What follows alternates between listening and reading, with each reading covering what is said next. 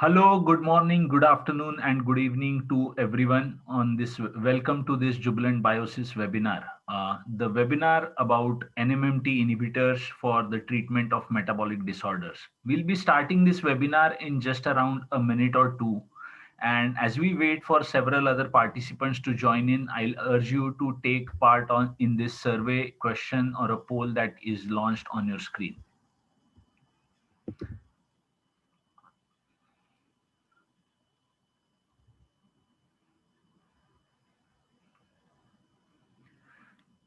Thank you. So as we begin the webinar, here are some of the house rules that I want you to be aware of. In the interest of this being a virtual event, we have made sure that the microphones and cameras of all attendees are disabled. This allows for a seamless access for everyone to the webinar. The session is being recorded and Jubilant holds the right for future use and promotion. All attendees are requested to post their questions in the Q&A section provided for by Zoom at the bottom of your screen. And towards the end of the webinar, we'll be doing our best to take on all the questions that we receive, time permitting. And if we don't get a chance to cover your question during the last section, rest assured that we will be getting back to you by email with our responses during the course of this week. So let's get started with the webinar. Before we do that, I'll make a quick introduction to myself. So I'm Saurabh. I come with almost 18 years of industry experience, all through in the pharma industry. And all my career, I've been selling India to the world. And for the last 10 or 12 years, I've been selling early stage drug discovery CROs with Jubilant for over 5 years, and in my current role, I take care of their business development for the US and the Asia Pacific markets. I'll be your moderator for the day today, and here is the outline for what we want to accomplish during the webinar today. So we'll start with a brief company introduction. I'll take you through those slides, following which I'll hand over the baton to our speaker of the day, Dr. Takeshi Yura. Takeshi will then take lead in walking you through this interesting case study on NMT inhibitors that we have worked on. And at the end of it, we'll also have a quick poll and then some open Q&A session. So that's the quick scheme of things that we plan to accomplish today. Moving ahead, let me start with sharing about what Jubilant is all about. We are part of Jubilant Life Sciences, which is $1 billion sales enterprise and has a sales of over $1 billion. We have been around for over 40 years now, and the Jubilant Life Sciences business operates in three major verticals: Jubilant Pharma, Jubilant Life Sciences, and Jubilant Biosys. The pharma piece operates in generics and specialty pharmaceuticals. The life sciences ingredient business has specialty intermediates, nutritional products, and life sciences chemicals. And the Jubilant Biosys business is our drug discovery CRO arm, where we do anything in small molecule research, right from a target being identified all the way to IND submission. And we have several functional elements of the service available at Jubilant Biosys. The next slide, as we transition to, we'll talk about a brief snapshot of what Jubilant Biosys has been. And we are around for over 20 years, employ almost 750 people, and most of our PhDs come with experience in the US and Europe. Having been in business for so long, we have worked with almost all the top 10 pharmas, with a couple of them being publicly known and being our current customers, and also several virtual and mid-sized biotechs across the globe. On a track record front, we boast of having executed and delivered on almost 75 integrated programs over the course of this journey. Let me move on to the next slide and talk about our locations. So we are based out of India and currently have two locations for our business. The Bengaluru location is our integrated site where we have a cross-functional team of scientists ranging from computational chemist, medicinal chemist, in vivo scientists, DMPK and tox support, and also include a structural biology team. So this is the site where we execute on our integrated programs for our partners. The next site is our Noida center, which is a chemistry only center. Here we have the ability to synthesize analogs from milligram to multi-kilogram scale, both in a non-GMP and a GMP setting. And the next on this slide you see is about our expansion plans in Greater Noida and Bengaluru. The Greater Noida site is first to be coming off the block, and we are expecting to launch it in Q2 of 2021. And this site will boast of our capacity by almost 300 to 400 chemists. And furthermore, we'll be adding in modern state-of-the-art infrastructure, which will be very measurable and comparable to the labs built out in the US. Let me move on to the next slide and share about some of our investments that we have been making. As a CRO and a service provider, we have been continuously making investments in emerging technology, and all of those with the intention to help accelerate the speed of execution for our client programs. Some of our recent investments include a flow chemistry unit. This is mainly catering to our scale up group, and the idea of having this is to help with improving speed and quality of the work in our scale up department. Next up, we also have onboarded a SPR platform. This helps us do fragment screening for our early stage programs. We have a rapid fire tool which allows for high throughput screening and is being used by our ADME PK group.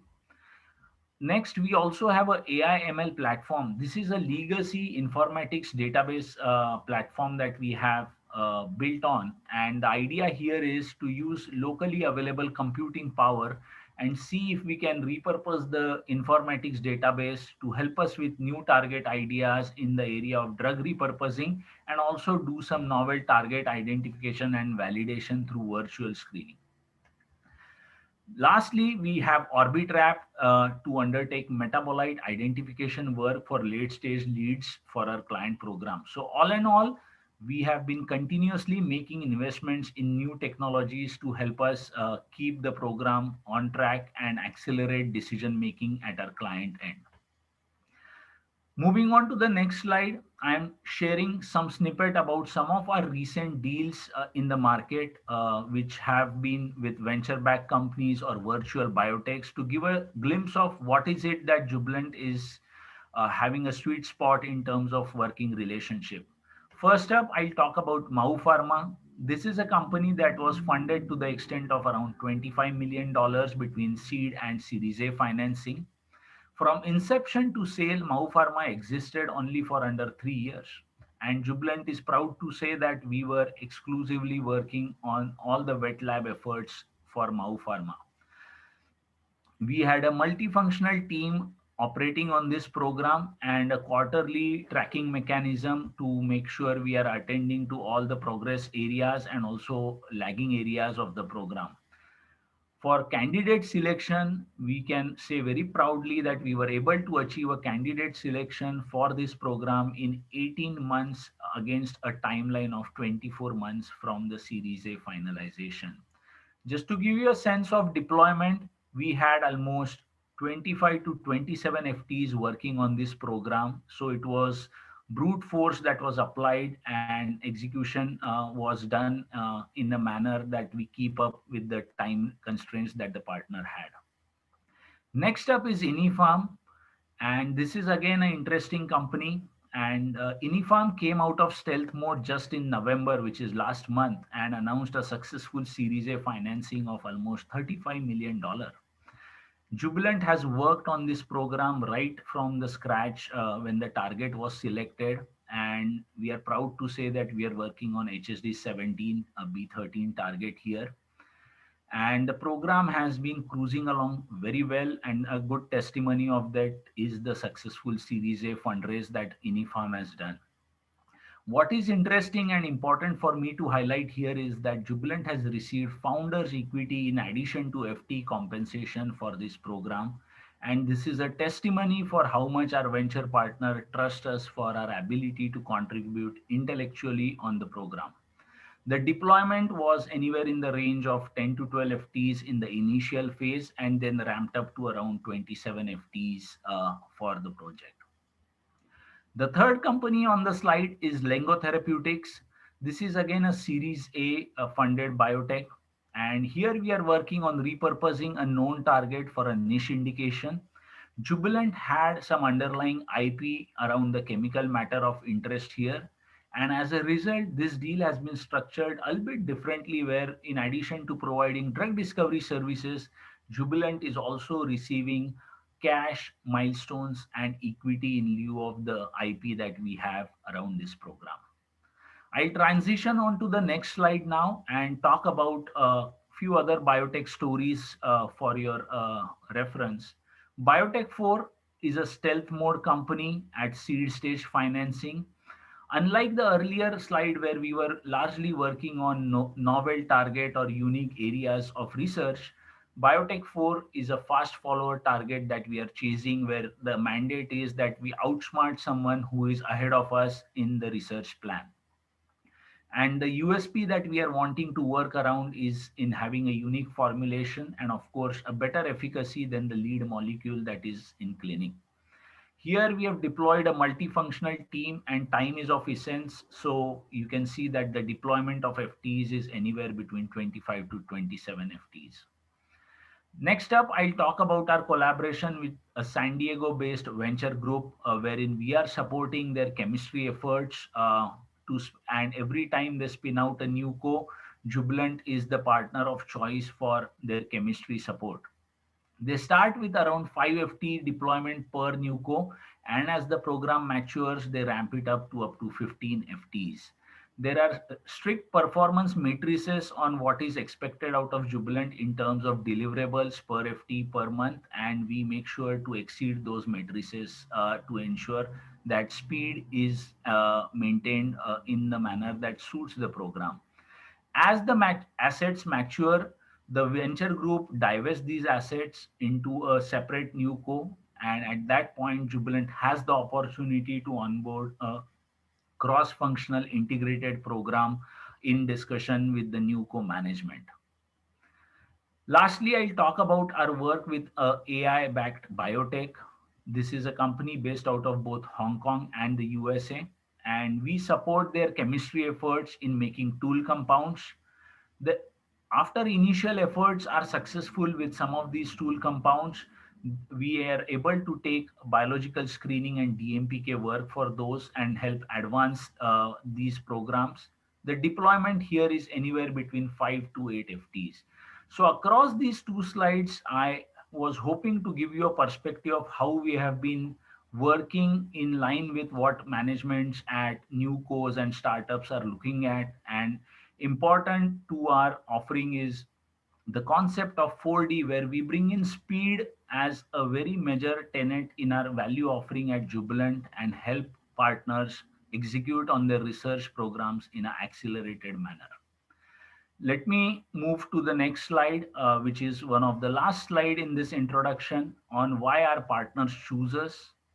So foremost, we have a very strong scientific team and boast of a track record of having delivered almost 75 plus integrated programs for our partners. We are continuously making investments in new technologies, and that's definitely aimed at helping our partners do better decision making. We are a boutique CRO, and this is very important as I have heard from several of our partners, be it at Mau Pharma or at Inifarm, that working with Jubilant, they see that we are able to put our weight behind the program and drive the program in a meaningful manner. And this is where our nimble size comes in handy for us to attend to all our partners in a very systematic manner. With the expansion plans in Greater Noida and later in Bengaluru, we are investing in the future of drug discovery, and this capacity will definitely augur well for the increasing demand that we see in our business. And lastly, we boast of a leadership team that comes with a pedigree of having worked in the US, Europe, and Japan. So overall, we share your passion for drug discovery and development, and that's what Jubilant brings to the table. Transitioning into the next slide, I'll just hand over the baton to our speaker of the day, Dr. Takeshi Yura. So, welcome, Takeshi. And before I do that, I'll just make a quick introduction to him. Takeshi comes with 28 plus years of experience as a medicinal chemist and organic chemist, and had started his career with Tanabe's Tokyo Research Center. Thereafter, he is gone on to hold positions with increasing responsibilities with companies like Ciba-Geigy, Bayer, Pfizer in Japan, and also Dishman Japan. Before joining Jubilant, Takeshi was also the site head and the Asia Pacific General Manager for Albany Molecular Research Center's Singapore operations. At Jubilant Biosys, he is the head of medicinal chemistry and also the site head for our Bangalore operations. From an academic standpoint, Takeshi has his PhD from the University of Tokyo and also has completed an MBA from the Temple University in Japan. So with that, I'll hand over the baton to Takeshi, who will take you through this interesting case study that is the topic of this webinar. Over to you, Takeshi. Thank you, Saurabh, for the introduction, and thank you everyone for joining the webinar today. So I will be talking about one integrated drug discovery program that we worked on here at Jubilant Biosys a few years ago. Namely, it is the NNMT inhibitor program, which was targeted at identifying small molecule inhibitors of this enzyme, the nicotine amide N-methyltransferase, for the treatment of metabolic disorders. And through this case study, I would like to convey to you a flavor of the work that we do in integrated discovery here at Jubilant Biosys. So here at Jubilant Biosys, we have approximately 200 scientists working in various disciplines, ranging from medicinal chemistry, biology, in vivo and in vitro biology, DMPK, structural biology, and computational chemistry, and several other disciplines. I believe that we have here all the basic functions which are required to drive a drug discovery program from the very early stages of target validation all the way to identifying molecules which can be forwarded into the preclinical stage and ultimately into the clinic thereon. The strength of our scientists is not just that they are very well experienced in their respective disciplines, but the fact that they are also experienced drug discoverers, meaning that they have, beyond the experience in their respective disciplines, the capability to work together as one integrated team to achieve the final objective of identifying molecules which can go on into the clinic and then ultimately into the market. Many of our scientists have experience working in the pharmaceutical industry in the United States, Europe, and Japan, and they do have a track record of actually identifying molecules that have been successfully progressed into the clinic and sometimes beyond. Here at Jubilant Biosys, we do have a track record also of delivering on these objectives, and there are numerous programs where the molecules which we have identified working together with our clients have gone forward into the clinical stage. So I think that is our strength, and this is all based on the experience and the skills of our scientists as drug discoverers. This has been the secret, or what has been supporting our success in the past, and I'm sure that it will ensure further success in the future. So with that, on the next slide, I show you the stages on which we work on in an integrated drug discovery program. It's a very simplified scheme, but starting from the target validation, target to hit, and then the next stage will be the hit optimization stage all the way to a lead, and then the lead to a preclinical candidate, at which stage the molecule structure of the compound is fixed, and then from there it goes into the preclinical stage, and then further on into the clinic. On this slide, I would also like to talk about some of the basic philosophies or the principles that we apply to all our integrated drug discovery programs. And the one characteristic which we believe may perhaps differentiate us from our competitors is the emphasis that we put on speed. And we have even given a name to this approach, which is, we call it our 4D approach. 4D, of course, being the fourth dimension, which is time. And we believe that speed is of the utmost importance to our client when we deliver these drug discovery services. There are several reasons for this. One reason, obviously, is that we know that competition is fierce in the pharmaceutical industry, And as a company that supports our clients, it is, of course, of the utmost importance that we are able to help the clients to be competitive in this industry. Another reason is that many of the projects, or perhaps even most of the projects that we work on here, are aimed at finding new chemical entities or new approaches to drugs which will address unmet medical needs. And therefore, we know that there are patients out there who are waiting for these new therapeutics to arrive. And again, as an industry working in the pharmaceutical industry, we believe that it is our duty to be a part of speeding up the process and making sure that these new therapeutic approaches will reach the clients and the patients as soon as possible. So this is our basic principle, our emphasis on speed, and this manifests itself in several ways in the way we carry out our programs. So shown on this slide, for example, in a program, we will work on optimizing multiple parameters from the very early stages of the program. So once we have identified chemical matter, which in many cases are the hit compounds, we will work not just to optimize one parameter of that molecule, which could, in most cases, is the potency of the molecule, but we will also, in parallel, optimize all the other parameters, mainly DMPK related parameters, safety issues, and also physicochemical properties to ensure that we can reach the final objective of identifying a molecule as quickly as possible and not end up in facing dead ends where one parameter is optimized, but the others are not really synchronized and are not able to meet the criteria of a preclinical candidate.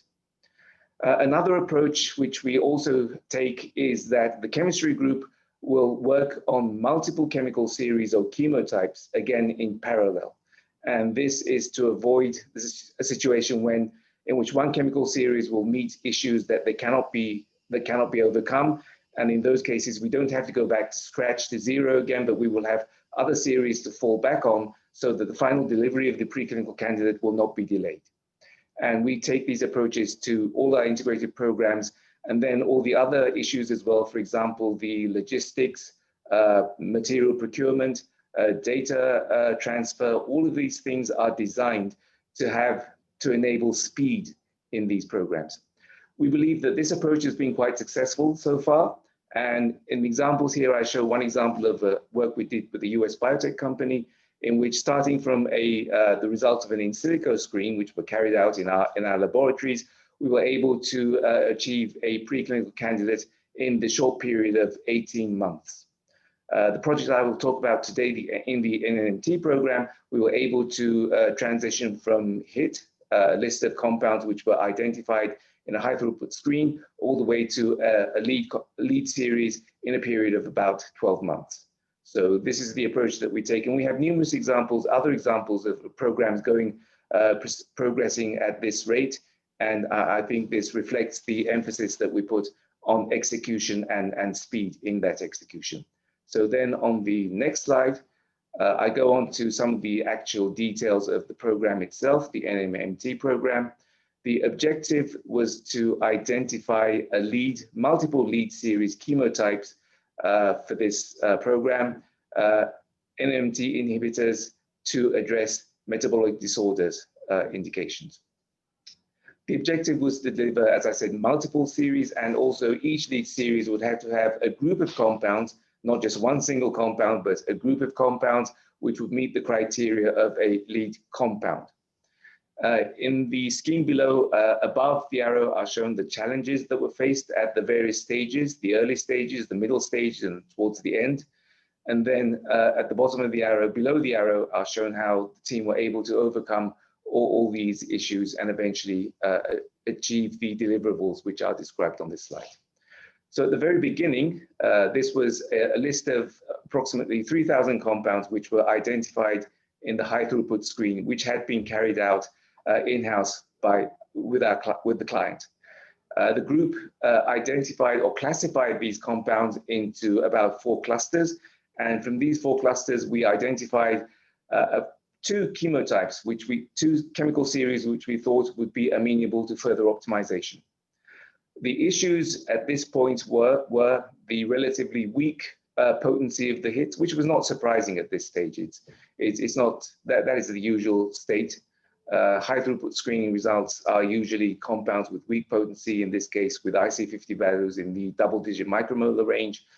We also anticipated several DMPK or ADME related issues with the structures that we saw. But looking overall at these structures, we were fairly confident they could be optimized to go towards the lead. So we went forward with these two chemotypes. And then at the middle of the program, as soon as we started synthesizing the molecules, we realized that for the chemical series I will talk about today, the SAR was relatively flat. Flat meaning that even small modifications in the molecule quite often resulted in either loss of activity or at best just maintaining the activity which was seen in the original hit. Other challenges which faced the team on the biology side was establishing the assays to evaluate the potency of the molecules in vitro, and also several selectivity assays which were required to profile the molecule, and then of course setting up the correct or the appropriate assays to measure target engagement, and finally to assess the efficacy of these compounds in appropriate animal models. The team was successful in overcoming all of these issues. That the assays were established, and also on the chemistry side, we were able to optimize the activity into the range of a single-digit micromolar range in terms of IC50 values. So from that, we moved on to the final stage of the lead identification process. And here the problem that remained until the very end was the poor exposure of the molecule. And this had to be overcome to achieve good efficacy in the disease models. The chemistry team was able to overcome this. Several modifications were made to the molecule, and we ended up with a group of compounds with relatively good efficacy, good exposure in the animal models. And with these compounds, we were able to demonstrate efficacy in various animal models for metabolic disorders. And at this point, I would like to emphasize that this was the first example in the literature of small molecule NNMT inhibitors actually showing efficacy in animal models for metabolic disorders. And the results have been published in the papers in the literature a few years ago. And all of this work was achieved in a period of approximately 12 months. So going on to the next slide, I just show the challenges and outcomes in a slightly different format. The challenges are on the left and the outcomes again on the right. So starting from a list of approximately 3,000 compounds, we were able to establish the assays, optimize the molecule, and finally achieve multiple lead series with quite good potency of approximately 0.5 micromolar, and then also efficacy in the animal models. In the talk today, I will be just talking about one of the chemical series. There were several other series, but I will not be talking about those compounds, those chemotypes today. So then going on to the next slide. Okay, so this is a profile of the general features of the program itself. The target is the NNMT enzyme. The indication was for metabolic disorders, symptoms associated to metabolic disorders. The client was a major pharmaceutical company located in Europe. We classified this project as a hit to lead project, meaning that the work we did here at Jubilant Biosys was from the hits and taking them to a lead series. This is not the only stage we work on here at Jubilant Biosys. As I mentioned briefly on the first slide, we have the capability to take discovery programs from the earlier stages of what we call target validation, and then taking that all the way to identifying a molecule which is a preclinical candidate, at which stage the structure of the compound, the molecule is set to be carried on forward into preclinical and then into the clinic. This program was also classified as a first-in-class project, meaning that this would be the first example of this mechanism being addressed, NNMT inhibition being addressed as an approach to a metabolic disorder therapy. So in that case, and there were no other examples in the literature when we started the program of this approach, so this was classified in our books as a hit-to-lead, a first-in-class program. Excuse me.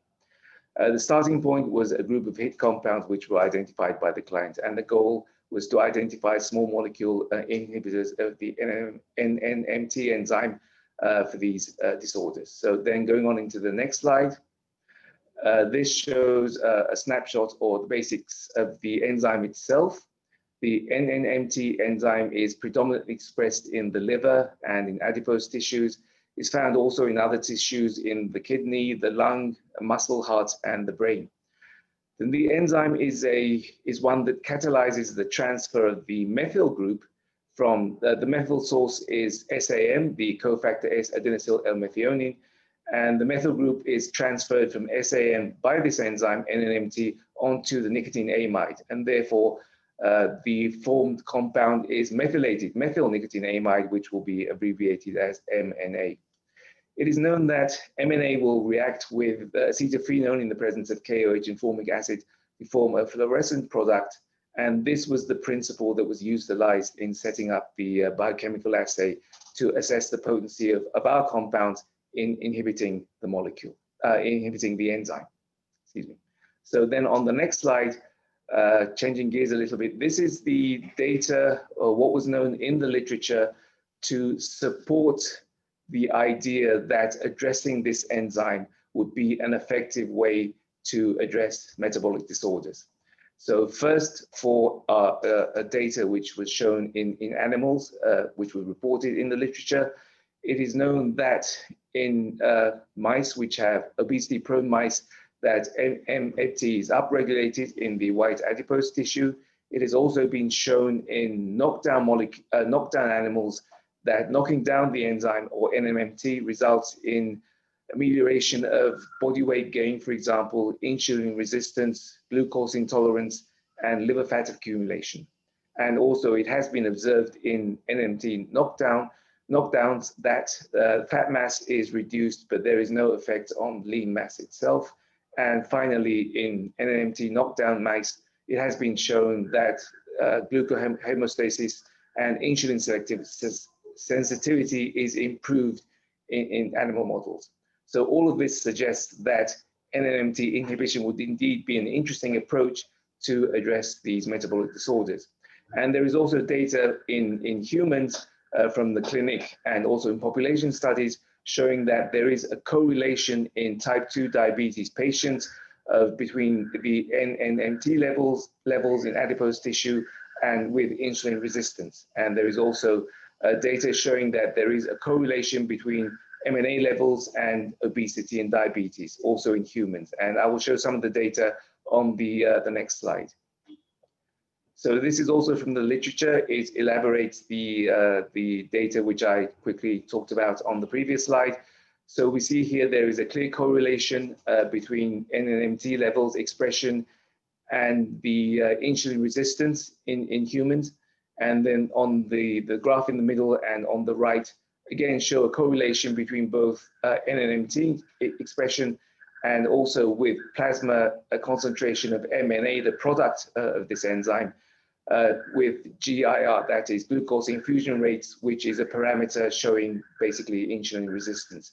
The lower the GIR level, the higher the insulin resistance. So we see here there is a clear correlation that as the GIR comes down, with showing more higher insulin resistance, then the levels of NNMT and also MNA increase.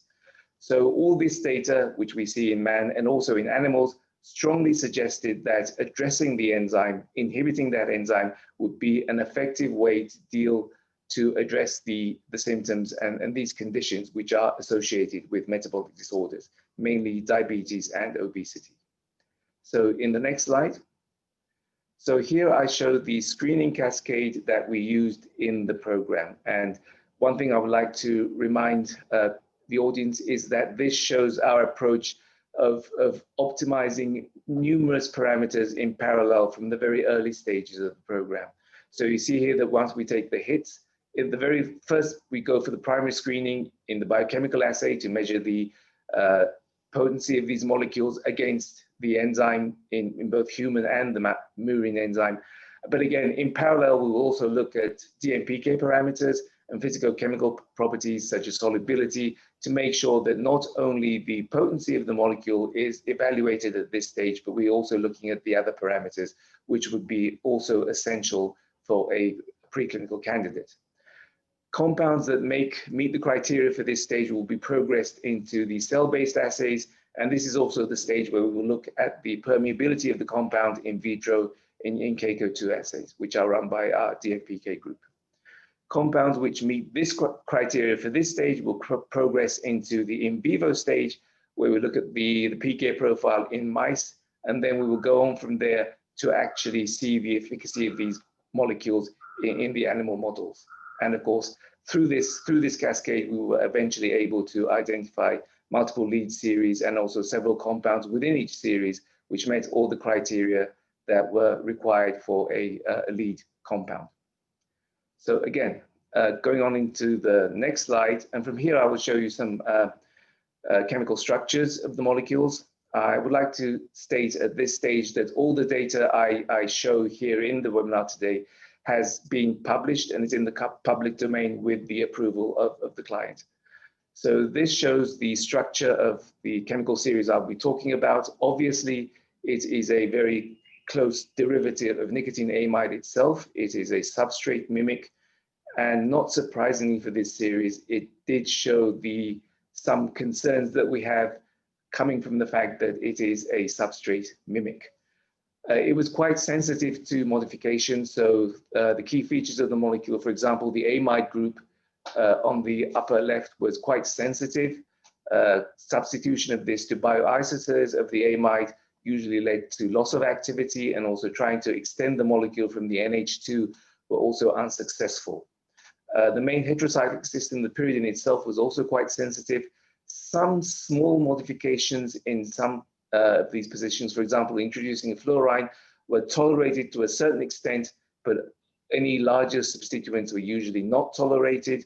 The pyridine group was essential for activity, so converting the central core into other heterocyclic systems was also not successful. Eventually, the team found that the sweet spot for modification was the position para to the amide group here, which is shown as a methoxy. The original methoxy compound showed a potency of approximately 2.4 micromolar. By converting this into several other moieties, we were able to, for example, shown at the bottom left, identify a compound which had approximately 0.6 micromolar potency. So that was almost a fourfold improvement over the original 8,8 compound. These are only two structures I show here, but there were also quite a large number of compounds, derivatives thereof, which were made in the program, which I think approached the number of approximately 100 molecules. So then going on into the next slide, this is an assay that we did to confirm the interaction of the molecule with the protein. This is a thermal shift assay, and you see that there is a clear shift in the melt curve, indicating that indeed the compounds that were shown on the previous slide are interacting with the protein itself. Nowadays, we would use an SPR machine to do a similar evaluation, but then back then, several years ago, we still did not have the machine. So thermal shift assay was usually the means we would take to confirm the interaction of the protein and the molecule. So again, on the next slide, we were also able to actually co-crystallize the compound with the protein. We have a structural biology group here, which is able to start from production of the protein, co-crystallization, and actually do the X-ray analysis itself, all in-house.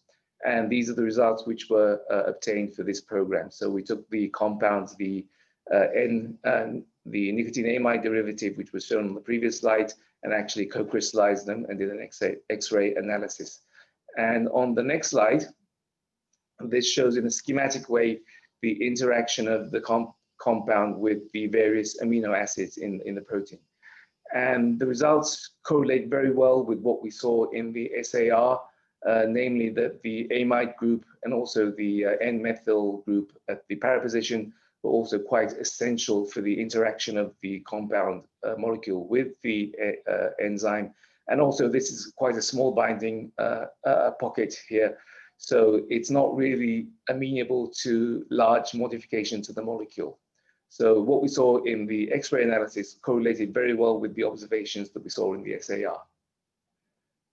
So going on to the next slide from here, I will show some of the in vivo data that we obtained in the program.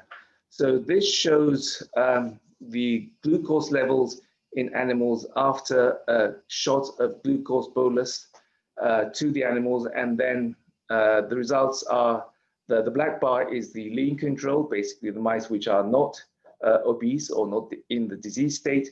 The red bar shows the results with the diseased animals without administration of our compounds, and then the blue, purple, and green bars show the results upon administration of some of the compounds which we identified in the program.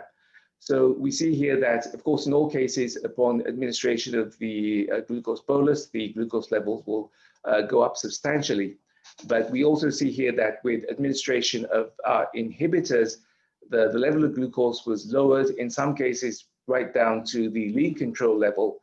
And in all cases, there is a statistically significant difference between the control, the red bar, and the animals in which the compound was administered. So here we see clearly that the molecules are lowering or controlling glucose levels in this disease model. So going on into the next slide, this shows the level of methylated nicotinamide in the animal upon administration of our inhibitors. So you see that upon administration, the level of MNA, which is the product of the reaction that NNMT catalyzes, drops considerably, close to 80%, showing that, indicating that the inhibitor is indeed inhibiting the enzyme and therefore resulting in a steep drop in the product of that reaction. And then as the drug wears off, so to speak, the levels of MNA go back to the normal levels. And then on the next slide, together with the MNA levels, I show some of the results. Again, these are the levels of glucose and also in insulin in several disease models. One is the diet-induced obesity model, and then we have the OB-OB model and the DB-DB mice models, which are models of mutant strains of mice, basically models of obesity and diabetes.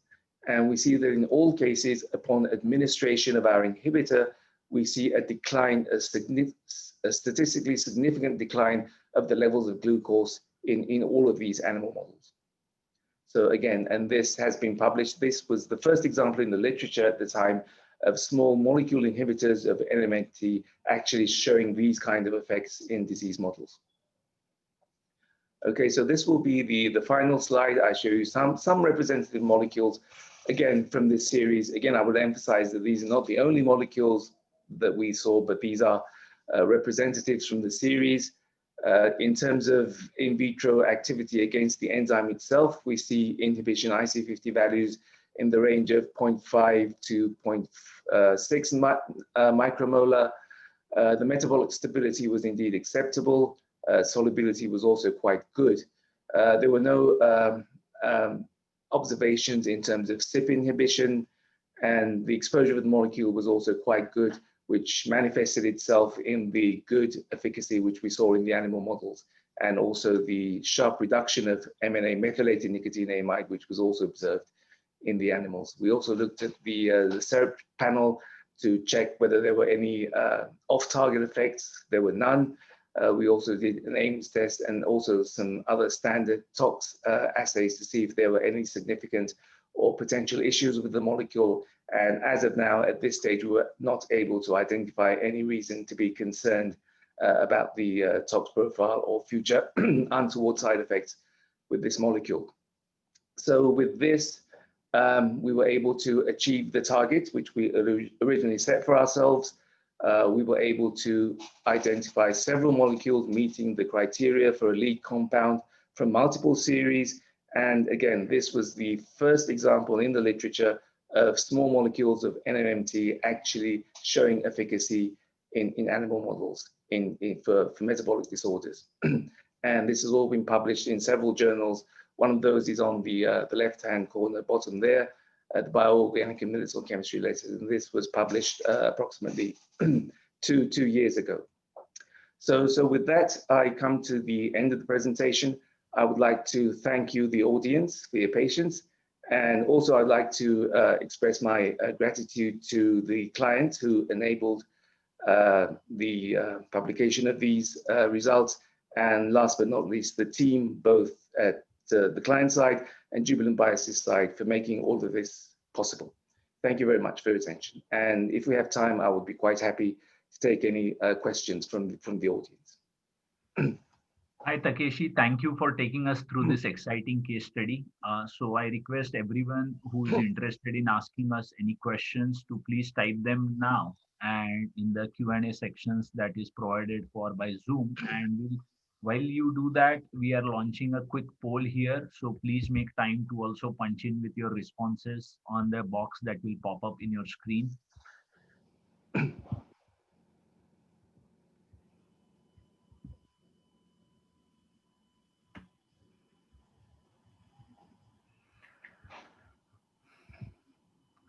So Takeshi, we have received several questions, and as I said earlier during the introduction of session, if we do not have time to answer all the questions, rest assured that we'll get back to you with specific responses during the course of this week.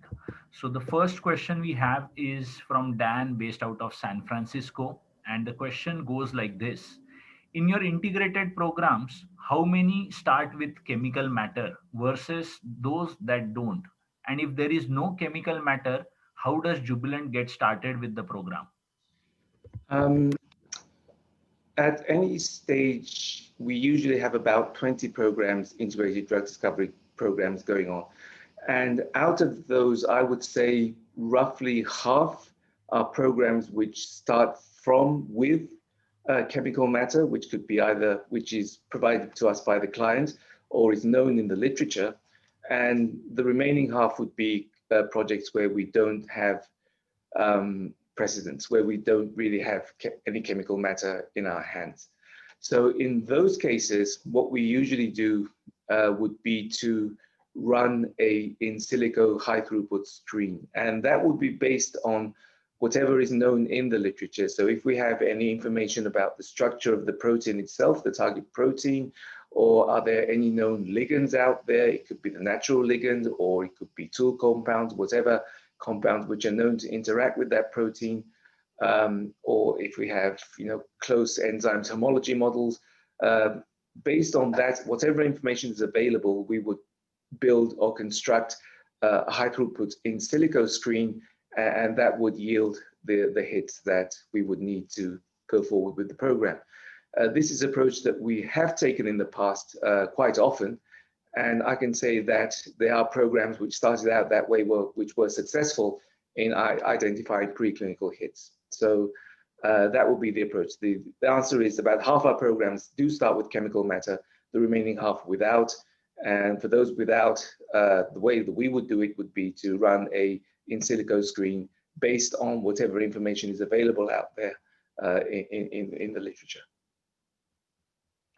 Thank you, Takeshi. Thank you. So we have another question from David Collier, and he's asking about the current status of this NNMT program at the hands of our clients. So can you shed some light on that? Unfortunately, no. We do have, in all our programs, we really honor the confidential agreements that we have with our clients. And in principle, I cannot, without approval, comment on the status of programs that we have worked on in the past. So I'm sorry, I cannot answer that question. Understood. Understood. So as a CRO, our obligations and our right to seek information on the program ends when we deliver the candidates back to our client, and that's how the business is. Yeah. So another question coming in from Matthew Fiff is, I hope I'm taking the last name correctly. Was it possible to get an IP position with several of these very small molecules? Yes, and again, this relates to the fact that I wasn't able to talk about all the chemical series in the program, and I understand the question coming from this series, which is, well, quite close to the nicotine amide. But I can say that for some of the other structures that were quite different from the one that I showed, we were able to, I think we could secure an IP position on those. Yeah, the nicotine amide is, I understand the concern, and at least for the structures that I showed today, yeah, I understand the concern, and it might be difficult to get an IP position on those. Yeah. Yeah, understood. Thanks, Takeshi. Yeah. The next question is from Michael. Are the other chemical series which you have not disclosed similar to this one, or are they quite different? No, they're quite diverse. Uh, Definitely, they are not substrate mimics like the one that I showed. And yeah, they are quite diverse. I don't think at first sight or glimpse that you would be able to recognize that these are all compounds which address the enzyme. So we have the next question is from Justin, which is how many scientists were working on this program? And I'll club it with another question from an anonymous attendee, which is what was the major challenge in optimizing this series? Okay, so the number of people working on the program, it differs from stage to stage. So usually at the very beginning of the program, the number is not so large, and it's more biology focused. And then as once the assays are established, and then it becomes quite chemistry focused. And then we'll have a large number of chemists working at that stage because we're looking into multiple chemical series and also looking into all sorts of structural changes there. And then towards the end of the program, when we've basically focused into a certain set of molecules, then the number of chemists will then come down. But I would say in this program, and I'm not just talking about the chemists working on this chemical series, but the program as a whole, the number of chemists at its peak was probably about 10, 15 or so. And including biology, it came up to a total number of about 20. And then at the early stages of the program, towards the end, it comes down to somewhere around 10 or perhaps even less. And that's fairly typical of the integrated drug discovery programs that we run here at Jubilant Biosys.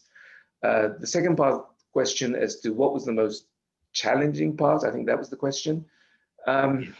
Again, in terms of chemistry, and especially for this series, it was overcoming the so-called flat SAR, which we showed. It wasn't really a compound which was easy to optimize or to increase the potency of. So there was very little room to maneuver with this molecule. And I think that was the major issue that the challenge that the team faced in this chemical series. Thank you, Takeshi. The next question comes from Mark Van Fleet, and the question goes like this. Does Jubilant have an in-house legal team, I would say legal or IP team, that advises you on the IP aspects of your work on behalf of clients? Yes, we do. We do have a legal team, which is, and these are people trained in being trained patent attorneys who have both a knowledge of chemistry and the legal aspects. So these will guide us along to ensure that we are proposing compounds which will have, in which we will be able to, or the client will be able to claim priority. And this becomes especially important when we're working in a very, let's say, competitive field where we have multiple competitors working in very closely related molecules. So in these programs, it really becomes essential that we have both the patent or the IP, the legal support, patent attorneys and experts to guide us along in designing molecules. So yes, we do have that capability in-house. And we work closely with the client too in that respect. Thanks, Takeshi. So for all the attendees, we are doing our best to answer as many questions as we can. But as I see on my screen here, we have 22 plus open questions, despite having answered some 7 or 8. So we'll take 1 or 2 more questions and then close this webinar. And for those whose questions are not taken up, rest assured that we'll get back to you by email during the course of this week. So the next question is from Anurag. He's thanking you for a fantastic talk, Takeshi, and he's asking on that if the target protein crystal structure is available and we need to target a specific motif, what is the timeline for a development of a small molecule program? Uh, that's a difficult one. So the question is, if you have this structural biology data available, so if you know the structure of the protein, Correct. and then how long will it take? Well, again, I think it would be within the same range as I just discussed. Definitely having that data would be very helpful in optimizing the molecule. So I think it would be easier to have than without. And let's say a period of about, let's say, 18 months from the start towards the identification, preclinical candidate may be a good idea. However, maybe a good, there may be a good expectation. However, I also have to emphasize, and I think many of you will be aware of the fact that the interaction of the protein and the molecule itself, in some cases, does not necessarily correlate with the actual function of inhibition or whatever you're looking for. So there are some caveats to that, but definitely having that information would help very much in optimizing the molecule. There's no doubt about that. Yeah. Thank you. Thank you. One of the last questions, Takeshi, before we close the webinar, it comes from Nuriyasu Kondo. Oh, And the question is, have you tried to replace SAH moiety to obtain more stronger inhibitors? I'm not sure if this is a question that is easily understandable, but I'm just reading it out. could you repeat that? Replace. SAH moiety. Okay. Um, no, we haven't really tried that. I mean, it is an option. Yes, I agree to that, but I don't think we didn't do that in this program. Yeah. Understood. Understood. Well, thank you, Takeshi, once again for taking us through this really interesting case study. And thank you to all the participants who joined this webinar and also posed their questions. We are really excited to have you on this forum. And if you have any queries or you need any information from Jubilant, please reach out to us on the email ID that's provided on this screen, which is bd@jubilantbiosis.com. We'll be happy to understand how Jubilant can help accelerate your research programs and take them to the finish line. For now, we'll thank you and close this webinar and hope to connect with you again in next few weeks with another topic of interesting research story of a program that we have executed at Jubilant. Thank you, everyone. Thank you very much, everyone.